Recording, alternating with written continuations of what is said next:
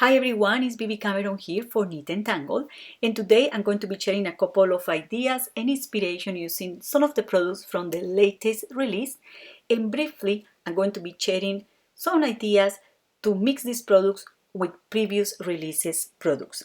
I'm going to be making a gift card box with a pop-up card holder, and I'm going to show you two super duper easy ways to do this. Okay, I have here the whole release from this month, and this month is important because Neat and Tangled is also celebrating 6 years in the market, and I want to say thank you very much for having me with you in the team, and happy birthday Neat and Tangled. So we have a bunch of amazing products as always and super creative. And what is different about this release is that it seems that all the die sets and stamps coordinate. So I can use different elements from each set to create something completely new. I even have this idea on creating a tag gift card box. So why not? You know, it could be useful, something you can hang from a present or something, because the gift card box fits perfectly on the tag. So anyway, I just sit for some days here. I die cut a bunch of paper, different colors to see what looks the best.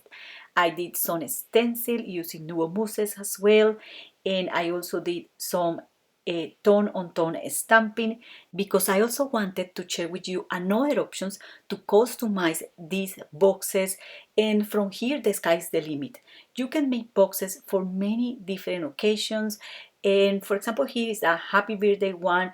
This one here doesn't have an insert, but you can just place your gift card inside. You can put chocolates, you can put anything inside this box, or you can also do some Halloween projects, or perhaps you can make a crocodile box. So I have many ideas. I tried different things, but then I decided to make a box for you using the coordinating design elements that Neat and Tangled is providing. Okay, so I already die cut the box, and you can get two boxes from an A4 sheet of cardstock. The first thing I do is to fold the scoring lines with my hands, and then I varnish them. And I'm going to speed the camera here because this is easy peasy. So once I have done this, I can stick or glue the box together. You can use double-sided tape, or you can also use glue or any adhesive. I'm going to use double-sided tape here in the half of the box. In the other half, I'm going to use glue. If you ask me which is my favorite adhesive to do this, I will say glue, because the glue gives me time to move the pieces and to put them in place. If for some reason I put the pieces in the wrong position, I will spoil my die cut and I have to cut it again, and well, anyway. So the glue also takes a little bit more of time to dry, but you can use clips or something to help yourself to dry that part there. So I'm not gluing this properly here because the most boxes I did, I realized that I have to add glue also over the little flaps so that the corners of the box also stick together. Here I forgot to do it. It happens when you are making a video, but in the next box I'm going to do it, so you will see the inside of the box perfectly glued together. This is very easy to do. So once I have my box done, all I have to do is to embellish. You can customize this box as I show in the beginning of the video in many different ways, many different colors. You can use also designer series paper, and this box measures about ½ inch tall, and the length of the box is 3 inches 3/4 by 2.5 inches. Now I'm going to grab another piece of paper, and I'm going to cut this piece of paper at 3 inches 3/4 by 6 inches. And now I'm going to fold the paper in half, and I'm going to eyeballing this. I'm going to fold the paper like so, and this is more or less a centimeter or ½ inch. This is also the height of the box. Then I'm going to fold the paper like so, like a V or a mountain valley shape. And then I'm going to grab the knife, and I'm going to cut a slot to be able to insert the card there. So I have to make two cuts, one very close to the other, and then I just cut the paper like so. And if I need to make this slot a little bit larger, I just use scissors to do that. Okay, so here, if I want to put my card like so, I just leave the paper in that length. I don't do anything to the paper. But I want to try something, and I'm going to cut ½ inch from the side that doesn't have the slot. So you will understand a little bit better here. When I put this insert inside the box, I'm going to put the piece with the slot facing up, okay? And I'm going to place the paper like so. It is perfectly aligned with the box panels. And I'm going to add glue all over the top panel of the box, just like that. And then I'm going to place the insert like so. So you see there is completely aligned with the scoring lines of that part there. To wait a couple of seconds until the glue is dry, and then I can apply glue in this area of the box here at the bottom, and this box is done. You can use designer series paper to embellish this. You can stamp a message on that panel there. Well, the sky is the limit, as I say. This is kind of an idea. One thing I do is to use the bond folder to make sure that the paper is right on the corners of the box.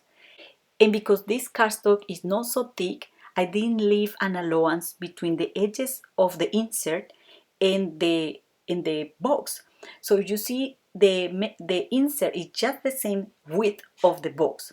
So it might cause trouble if your paper is thicker, because you will struggle to close your box. So now I want to show you something here. When you have closed the box several times, the gift card tends to keep in this position like so, which is also okay, because sometimes you will want your card to pop up in that way. However, I'm going to show you a second option, or another way to keep the gift card straight inside the box, and when you open the box, the gift card is going to keep always straight. So I'm going to cut the paper using the die, and I'm going to show you here what I meant when I said how I should glue the corners. So I'm going to add glue over these little flaps here, so that when I fold the paper, the whole piece is going to stay in place. While the glue dries, I'm going to create the insert. So to create this insert, I'm going to cut a piece of paper at 6 inches by 3/5/8 inches. So this piece here is just an 1/8 of inch narrower than in the previous box. Now I'm going to place the paper on a scoring board like so, and I'm going to score at 2 inches, at 2 inches and a half, and at 3 inches and a half.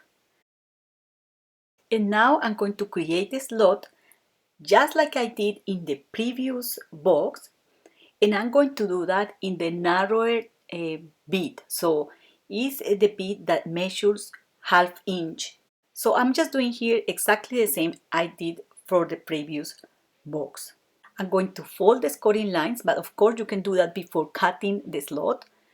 So it's kind of easier if you do that, because this is a very narrow part, but you can do it anytime. And once you have this burnished and flat, you can go ahead and glue this inside your box. As an option, you can glue a ribbon just to be able to close the box, and this is the way I do that. Now I'm going to glue the insert, and you will see that it fits completely in the bottom of the box. And before gluing the paper, I'm trying to give the paper memory. So you will see me closing the box and making sure the box closed. And then I use also a bond folder to press down again those scoring lines, and to make sure that the paper is keeping the memory of that pop-up gift card holder. So I'm just going to glue this piece here. So I make sure that the paper fits completely there. So this insert here is adhered in a different way than the previous one.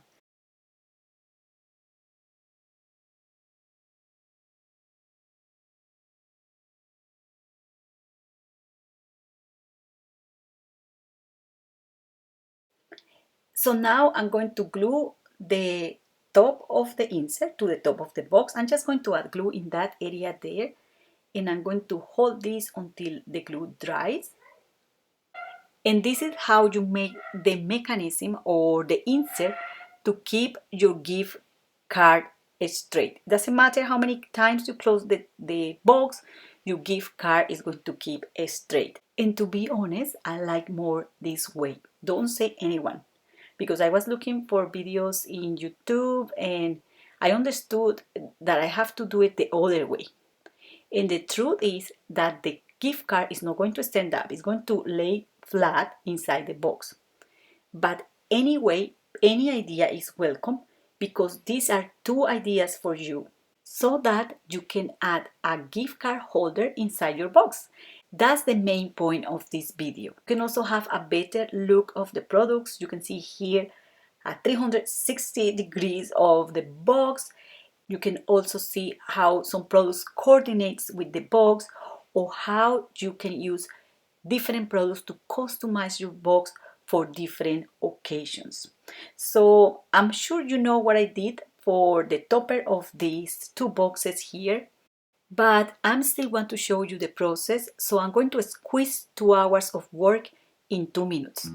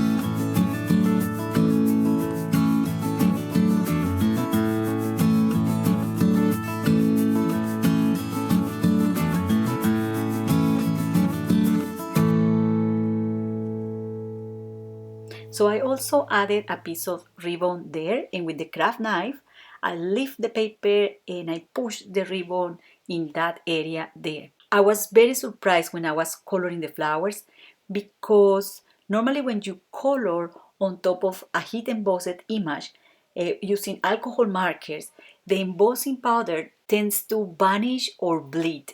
And I was surprised because when I used the Copic markers on top of this heat embossed image, the embossing powder was intact. So that's all for today. I hope you enjoyed this video. Do not forget to subscribe to this channel or visit the blog for more ideas and inspiration. There is a link in the video description so you can be redirected, and you can also see supply list.